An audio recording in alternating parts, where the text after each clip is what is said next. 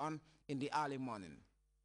This quiet setting is also the abode of a delightful web of varieties, such as the bright and sporty spur-winged plover, straight-headed heron, starlings, and a rowdy population of yellow-fronted barbets, which almost dare the onlooker to catch them steady for a moment as they hop and dance about unstoppingly on the bushy undergrowth and tall trees.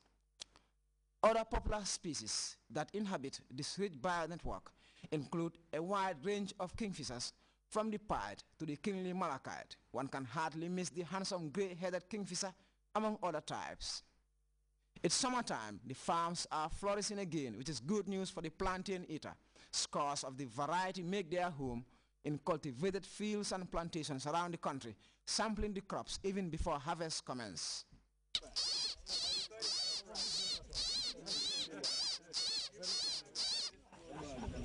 Yeah, that's his flying. Okay. See some sunbirds as well.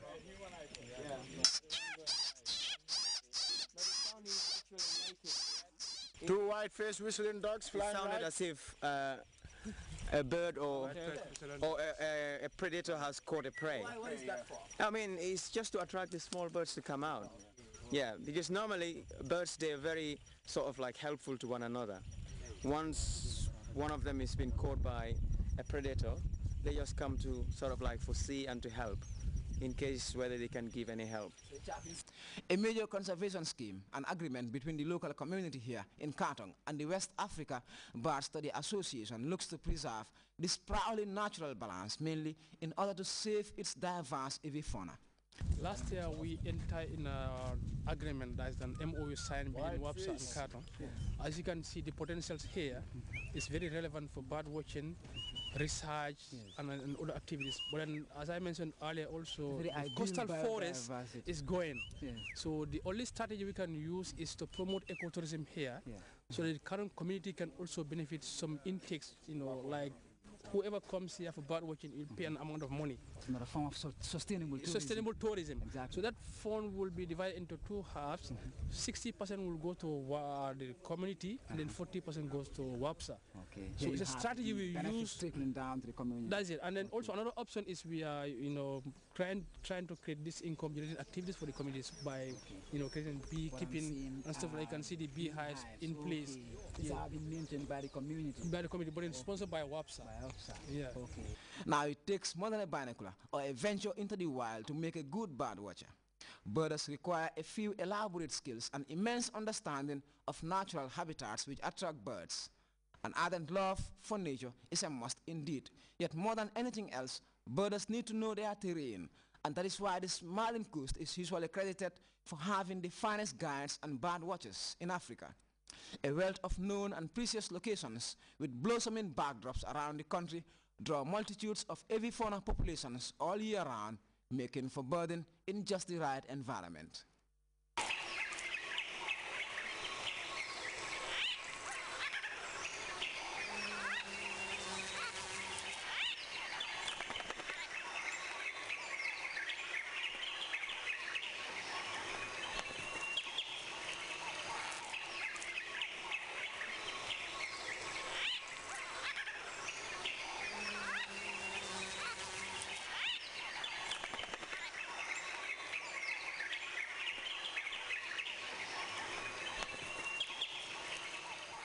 For a day with pelicans and the range of water birds in the Gambia, visit the Tanje Fish Landing site. It's an airborne spectacle of beautiful birds in flight around the sea and shoreline, with others feasting on abundant supplies of fish. It's just the vista for a relaxing and comforting break with birds on the Smiling Coast. This is a baobab tree.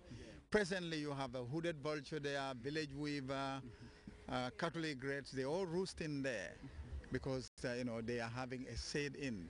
Okay. Resting there because it's hot, and then come down when it's very cold down, and then come to pick up their food. That's where they live, so and it's essentially important, to conserve. To conserve it, You can see the nest by yourself. Yes, I can see the nest. As my colleague was saying, most of our birds, especially 5% of the Gambian birds are colonial breeders. And these colonial breeders, they don't breed on the ground. They tend to breed in trees.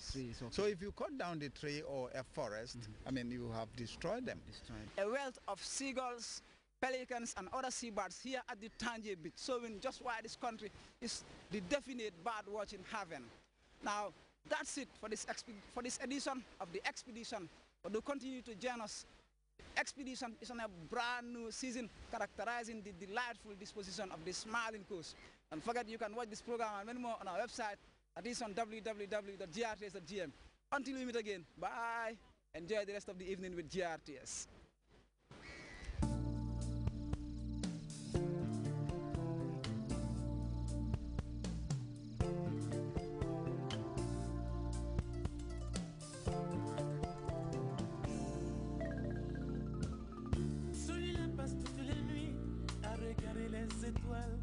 En pensant qu'au bout du monde, il y a quelqu'un qui pense à lui.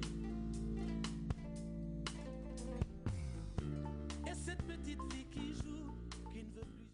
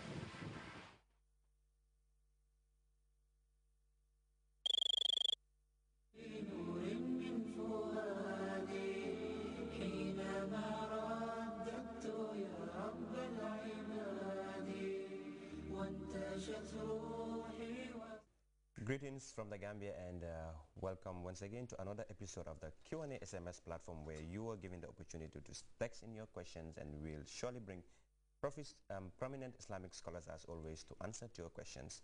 My guest today is Dr. Amadja. Doctor, you're welcome to the Q&A SMS platform. Thank you very much, and would like to greet the viewers and congratulate them for the sorry month of Ramadan. Doctor, today the questions that we have are related to the night of power, Laylatul Qadr, and that brings us to our first question, which is asking, what is Laylatul Qadr? Laylatul Qadr literally means the night of Qadr, but Qadr in Arabic language, it has a number of meanings. One is power,